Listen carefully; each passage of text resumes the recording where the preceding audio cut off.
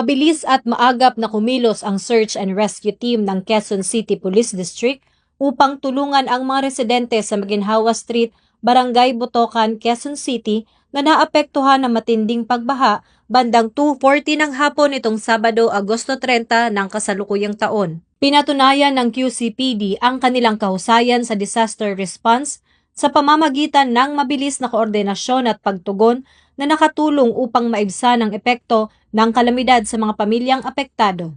Kaugnay nito, tiniyak ng QCPD na naka-standby alert ang mga tauhan sa buong lungsod upang handang magbigay ng tulong sa anumang uri ng emergency.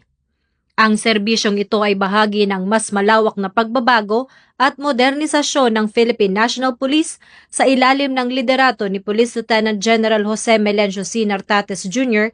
bilang bagong Acting Chief PNP, alinsunod sa 7-point agenda na naglalayong itaas ang antas ng serbisyo, seguridad at malasakit ng pulisya para sa mamamayang Pilipino.